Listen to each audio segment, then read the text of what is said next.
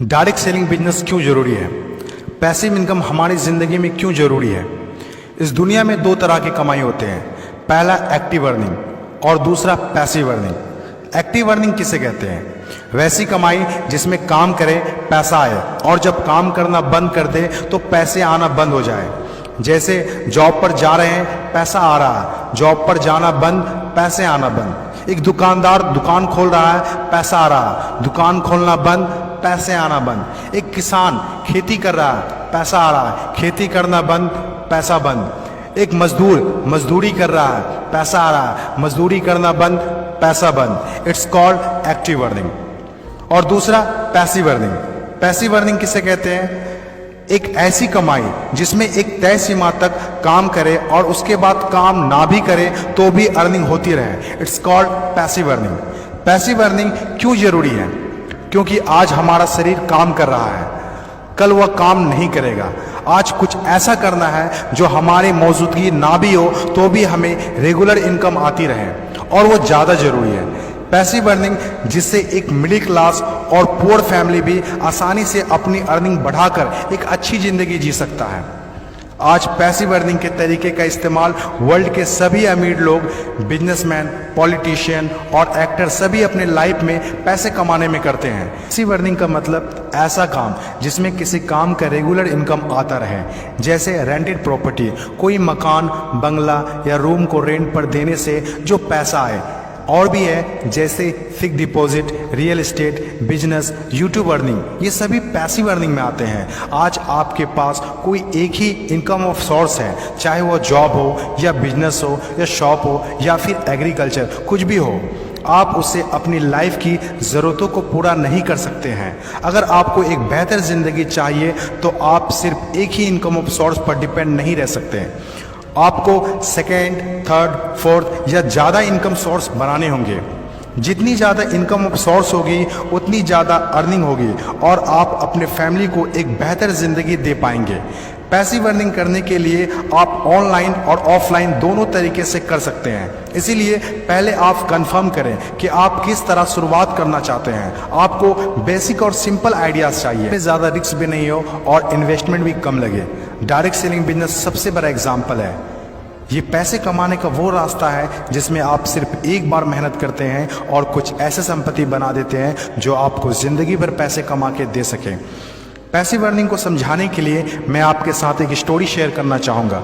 यह कहानी है बर्क हेजेस की किताब द पैराबल्स ऑफ पाइपलाइन। एक छोटे से गांव में दो दोस्त रहा करते थे, ब्रूनो और पाब्लो, जो बड़े सपने देखा करते थे। एक दिन किसी न किसी तरह वो गांव के सबसे अमीर आदमी बन जाएंगे। वो दोनों काफ़ी मेहनती थे, उन्हें तो बस एक मौके की तलाश थी और एक दिन उन्हें वह मौका मिल गया। उस गांव में एक समस्या थी। गांव वाले को पानी लाने के लिए नदी में जाना होता था और आधा दिन पानी लाने में ही गुजर जाता था। वो दोनों ने गांव वालों से बात की कि वो नदी से पानी लाकर उन्हें देंगे और उसके बदले कुछ पैसे लेंगे।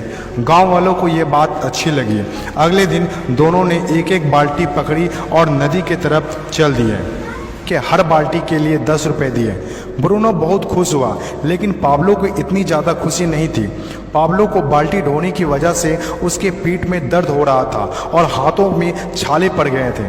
अगली सुबह फिर से उन्हें ढोने की बात सोचकर ही दहशत हो रही थी। पाब्लो ने नदी से गांव तक पानी लाने का एक अच्छा आइडिया सोचा।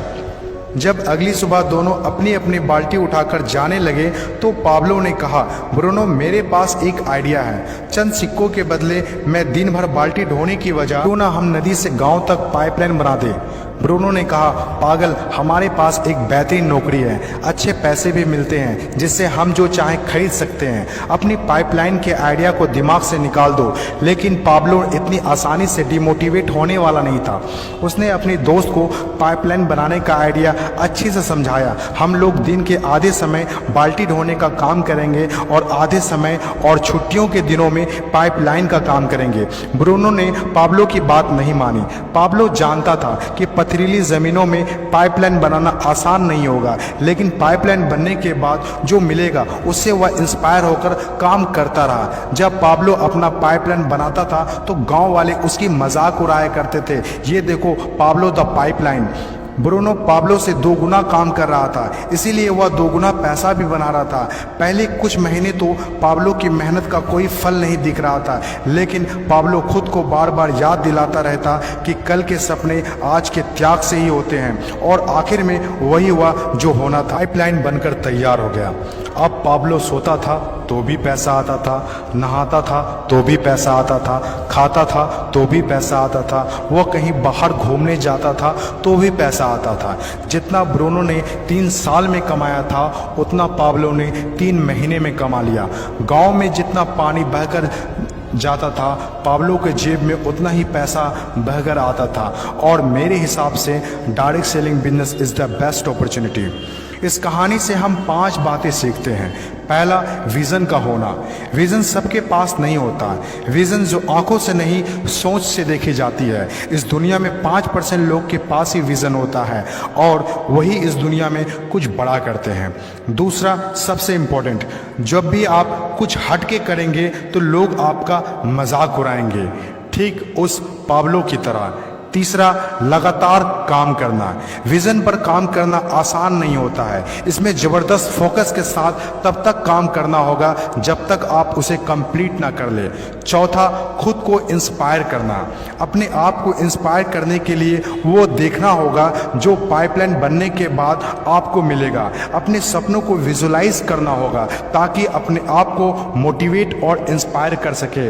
पांचवा और सबसे इंपॉर्टेंट बात, प्रॉब्लम सॉल्विंग वर्क। जिस तरह पाब्लो ने गांव की पानी की समस्या को सॉल्व किया, आज हर वो इंसान सक्सेसफुल है जिन्होंने लोगों के